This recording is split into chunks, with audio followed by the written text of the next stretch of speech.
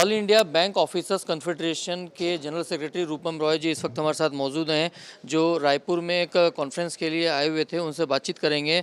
रूपम रॉय जी, IBC 24 में बहुत बहुत स्वागत है आपका। Thank you. बैंकिंग सेक्टर के सामने, चाहे एम्प्लॉयज़ की बात कर लें, ऑफिसर्स की बात कर लें, इस समय सबसे बड़ा चैलेंजेस जो है, एक 5 डेज़ वर्किंग की बहुत लंबे समय से मांग हो रही है। गवर्नमेंट भी चाह रही है लेकिन इम्प्लीमेंटेशन नहीं हो पा रहा है। क्या आप लोग कहेंगे इस पे?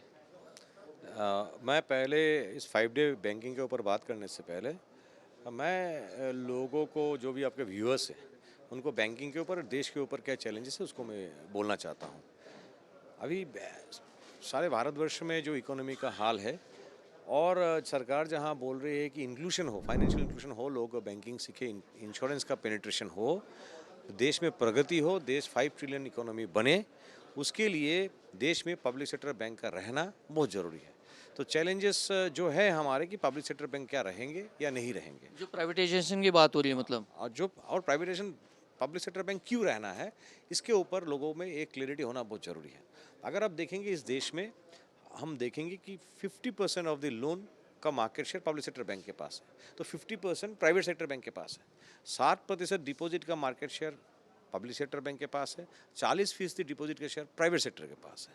सो अगर 40% अगर deposit public sector, private sector के पास है, और 50% अगर मार्केट शेयर प्राइवेट सेक्टर के पास है, वो किनको लोन दे रहा है, किन लोगों को पर्टिकुलर, और क्या लोगों के लिए काम कर रहा है, ये जानना बहुत ज़रूरी है। सरकार के जितने सारे स्कीम है, जनधन से लेकर जो भी स्कीम है, बावजूद कि हमारे पास 50% मार्केट शेयर है एडवांसेस में, और 60% डिपॉजिट में, 99% पब्लिक सेक्टर बैंक करता है।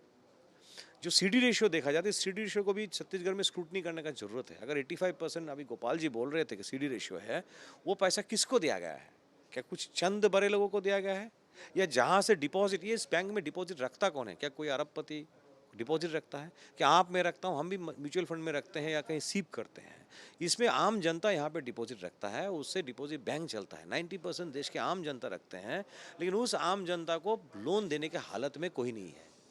ना प्राइवेट सेक्टर बड़े बैंक देते हैं, वो जो नॉन बैंकिंग फाइनेंस कंपनीज हैं, उनके जो सब्सिडी है, उनके थ्रू से 18, 20, 22, 28% रेट में लोन दिया जाता है, और पब्लिक सेक्टर बैंक में सर्व नहीं कर पाता उन लोगों को। इसको मैं समझा के लोगों को बोलता हूँ। अगर आप HDFC बैंक को कंपेयर करेंगे स्टेट बैंक के साथ, दो बड़े बैंक, एक प्राइवेट और पब्लिक सेक्टर में, SBI में 52 करोड़ कस्टमर है, और हमारे पास 1 लाख ऑफिसर है, और 1 लाख क्लरिकल स्टाफ है, जिनका डिफाइंड ड्यूटी आवर्स है क्लरिकल स्टाफ का 10 से 5 बजे। वैसे HDFC बैंक के पास करीब 2 लाख ऑफिसर है, उनके पास मात्र 8 करोड़ कस्टमर है। तो आप समझ ही सकते हैं कि स्टाफ के ऊपर स्ट्रेस कहाँ ज़्यादा है, प्रेशर कहाँ ज़्यादा है। इसके साथ अब अगर आप 5 डे बैंकिंग को देखेंगे, तो लगता है कि मांग जायज़ है, क्योंकि हमारे कितने लोग सुसाइड कर रहे हैं, कितने लोग स्ट्रेस में हैं, कितने लोग बीमार हो चुके हैं, ये पहला। और ये सारे ऑर्गेनाइजेशन में है, और बैंकिंग सेक्टर में आज पब्लिक सेक्टर बैंक का ऑफिसर 8-9 बजे के पहले घर नहीं जा पाता है। बहुत लोग तो बहुत लेट तक काम करते हैं, संडे या सैटरडे को भी, छुट्टियों में भी काम करना पड़ता है। ये 5 डे बैंकिंग नहीं, रिक्रूटमेंट की भी बहुत ज़रूरत है, और ये एक डिज़ाइन है। शॉर्टेज बहुत हो गई है। जो आपने रिक्रूटमेंट की बात की, तो छोड़ बीच में रोकना चाहूँगा। लगभग रिटायरमेंट ज़्यादा हो रहा है, नए भर्तियाँ कम हो रही हैं, और हो भी रही है तो क्लरिकल स्टाफ पे हो रही है, ऑफिसर्स लेवल पे, क्योंकि रिटायरमेंट ज़्यादा हो रहे हैं। तो इसको कैसे गैप को मीट आउट किया जा सकता है? अभी देखिए, अभी क्या हो रहा है, मैं आपको समझा, डिटेल्स में बोल रहा हूँ। एक मार्च, 1 फरवरी महीने 2025 को IMF का एक रिपोर्ट आया था। उसमें सरकार को उन्होंने बोला कि सारे पब्लिक सेक्टर बैंक को कंसोलिडेट करो, मर्ज करो, और आप उसको प्राइवेटाइज कर दो। सरकार ने मना नहीं किया उस रिपोर्ट को, पब्लिक डोमेन में हो रिपोर्ट, आप देखिएगा। उसने, सरकार ने बोला हम इस पथ पे अग्रसर है। तो ये बात साफ है कि सरकार इसको रखना नहीं चाहती है। अभी सरकार बोल रही है कि हम बैंक को मर्ज करेंगे और हम लार्ज बैंक बनाएंगे, क्योंकि ग्लोबली हमको कम्पीट करना है। तो सरकार ने IFCI, ICICI और IDBI को क्यों प्राइवेटाइज किया था? वो भी तो लार्ज बैंक थे। यही IMF के प्रिस्क्रिप्शन में उन्होंने उसको उसको उन्होंने प्राइवेटाइज किया था, हटा दिया कि हमें लार्ज बैंक जरूरत नहीं है, आज क्यों लार्ज बड़ा बैंक जरूरत है। ये सब बहाना है, मार्च करना है। हर लास्ट जो मार्जर हुआ था उससे हमें कल्चरल इशूज़ था और हम मार्केट शेयर लूज़ किए थे। उसके पहले जो पीसीए लगाया था, प्रॉम्प्ट करेक्टिव एक्शन, जिसमें बोला था कि आपका एनपीए ज़्यादा है इसलिए आप लोन नहीं दे सकते हैं, और आप लोन नहीं दे सकते आप डिपॉजिट भी नहीं ले सकते। ये करके क्या हुआ कि प्राइवेट सेक्टर बैंक को मार्केट शेयर ज़्यादा मिला। जब डिमोनेटाइजेशन हुआ, सारे पब्लिक सेक्टर बैंक ने डिमोनेटाइजेशन पे ध्यान दिया, पब्लिक सेक्टर में पॉस मशीन बेचने में उन्होंने काम किया। सो इस तरफ से, और जितने सारे सरकारी स्कीम होते हैं, इवन इलेक्शन ड्यूटी से लेकर सारा पब्लिक सेक्टर को बैंक को काम करना पड़ता है, सारे सरकारी स्कीम को। और हमें बोला जाता है कि मार्केट पैरामीटर्स के ऊपर आपको हम रिक्रूट करने देंगे। आपका अगर कॉस्ट टू इनकम रेशियो, मतलब आपका जितना खर्चा है और इनकम है वो रेशियो 50 से ऊपर जाएगा तो आप रिक्रूट नहीं कर सकते हो। अब देखिए, हम पैसा नहीं मांगे हैं, अब सरकार बोल रहा है कि स्केल 4 एंड अबव जो हमारे ऑफिसर है उसको बिन मांगे 15-15 लाख रुपया, किसी को 20 लाख, किसी को 30 लाख रुपये उसको इंसेंटिव दिया जाएगा। यूनियन इसको अपोज कर रहा है, बिकॉज यूनियन समझ रहा है कि एक एम्प्लॉय है पर वो आपका डिफाइन कोई सैलरी नहीं रखेगा, फील्ड में डिवाइड कर देगा ऑफिसर के अंदर में कि इसको देखो, इसको 365 दिन का पीएल है और आपको 15 दिन का पीएल है। एक एक ब्रांच में एक स्केल 4-5 ऑफिसर रहता है, उसमें 1, 2, 3 मेजर, आपका 90% ऑफिसर स्केल 1, 2, 3 में है और 10% 4 एंड अबव है। उनको आप सारा साल का पीएलआई देंगे और इनको आप 15 दिन का देंगे, ये भी डिवाइड है। उसके ऊपर क्या मेरे बैंक, हमारे बैंक इतना ले सकता है? ये पब्लिक का पैसा है, आपका पैसा है। शेयर होल्डर उसको सवाल करे कि इतना पैसा आप क्यों लुटा रहे हो। एक तरफ से आप बोल रहे हो कि हम रिक्रूट नहीं कर पा रहे हैं बिकॉज हम कॉस्ट इफेक्टिव नहीं है, एक तरफ से आप 6-6 हज़ार करोड़ साल का, 5 साल में 30,000 करोड़ का आप उसमें लुटा रहे हो। जो मेरा सैलरी का वेज निगोशिएशन में 12,000 का बिल आता है उसको आप लुटा रहे हो, कुछ नहीं, आप डिवाइड कर ले। एजेंडा ये है, आप देखेंगे कि अभी एमडी भी प्राइवेट सेक्टर से बोला स्टेट बैंक में लेने के लिए, और सारे पब्लिक सेक्टर में बोला एमडी और ईडी को प्राइवेट सेक्टर में लेने के लिए। अभी कोई एमडी तो 4-5 लाख रुपए तनख्वाह में आएगा नहीं, इसके लिए इस पीएलआई को लाया गया है ताकि 50-50 लाख एक्स्ट्रा पीएलआई दिया जाए, और ये स्केल 4 तक वो प्राइवेट सेक्टर तक लाएंगे।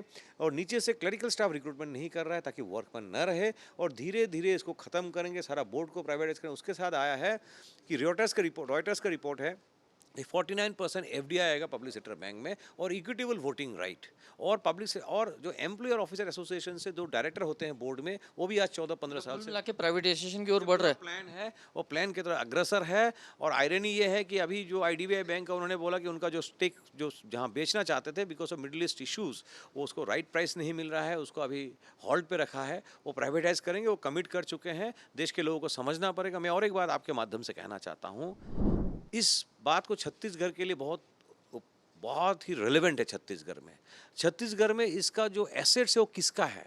हम बोलेंगे सरकारी एसेट है, रास्ता, रोड, ये सरकार का है। नहीं, सरकार को हम चुनते हैं, उसके बाद सरकार उसका देखभाल करने के लिए वो एजेंट है, हम प्रिंसिपल है। ये बात को समझना बहुत जरूरी है। अगर हम छत्तीसगढ़ में देखेंगे यहाँ के लोग की आमदनी क्या है और पैसा यहाँ जो डिपॉजिट है वो कहाँ जा रहा है, 90% डिपॉजिट अगर आम जनता दे रहा है, वो अगर आज एक सरकारी बैंक में जा रहा है, उसके पास स्टाफ नहीं है, वो उसको छोटा लोन नहीं दे पा रहा है, तब वो जो प्राइवेट में जा रहा है, वो एनबीएफसी में जा रहा है, वो किसका सब्सिडरी है?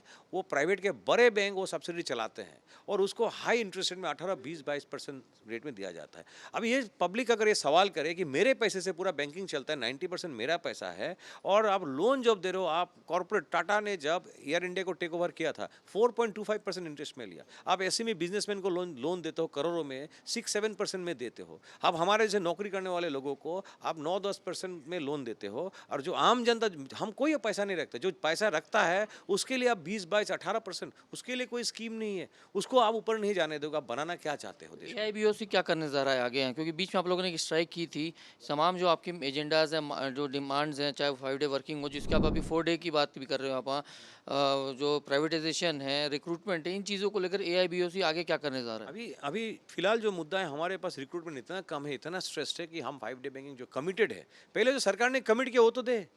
सरकार बोलती है कि हम जो बोलते हैं हम कमिटमेंट को रखते हैं। आपने एग्रीमेंट साइन किया, आपने इशारा किया, इस देश में बिना इशारे के कोई आईबीए भी साइन नहीं कर सकता उस एग्रीमेंट को। एग्रीमेंट क्यों साइन किया? मतलब कहीं ना कहीं से हिंट्स था, उसके बाद आप क्यों नहीं करोगे? पहले उसको दीजिए। उसके बाद बहुत सारे मुद्दे, वो भी हमारा स्ट्राइक का मुद्दा है, उसके ऊपर डिस्कशन चल रहा है, और इसे जैसे वो आगे बढ़ेंगे ऐसे ही यहाँ पे मुद्दा बहुत बहुत ही स्ट्रॉन्ग ये होगा। और पीएलआई अगर स्केल 4 के अबव उन्होंने पीएलआई क्रेडिट कर दिया तो सारे बैंक में, सारे भारत में जितने ऑफिसर है व्हाट्सएप ग्रुप एग्जिट करेंगे, एजिटेट करेंगे कि ये हो ही नहीं सकता है कि एक ही बैंक में एक ही काम करे, किसी को 15 दिन का देंगे और किसी को 365 दिन का देंगे। हम ये पैसा चाहते नहीं, हम हमारा भी जो 15 दिन का है वो भी हम लौटा देंगे, हमको नहीं चाहिए, हमको तनख्वाह बैंक अच्छा देता है, हम उससे चलेंगे। ऐसे डिवाइड एंड रूल करके बैंक को प्राइवेटाइज करने का जो स्ट्रेटजी है हम उसको सरकार को करने नहीं देंगे। चलिए, रूपम रॉय जी हैं, एआईबीओसी के जनरल सेक्रेटरी हैं, जिनसे बातचीत कर रहे थे और उन्होंने चैलेंजेस बताया कि इस समय बैंकिंग सेक्टर के सामने क्या चैलेंजेस है। और सबसे बड़ी बात है जो है प्राइवेटाइजेशन एक बड़ा चैलेंजेस है। 5 डे वर्किंग का भी इन्होंने मांग रखी हुई है, जिसपे गवर्नमेंट का स्टेप लेना है।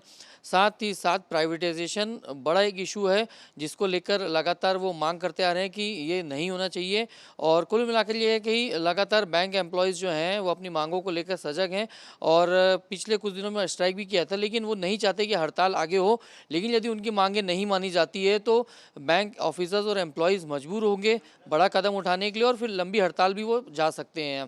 तो आपका क्या कहना है बैंकिंग सेक्टर की डिमांड्स को लेकर, उनके जो इश्यूज़ हैं, चैलेंजेस हैं, उसको लेकर उस पर कमेंट कीजिएगा। हमारे इस वीडियो को लाइक कीजिए, शेयर कीजिए और हमारे यूट्यूब चैनल को सब्सक्राइब भी कीजिए। IBC 24 के यूट्यूब चैनल के लिए कैमरामैन रमाशंकर के साथ मैं स्टार जैन।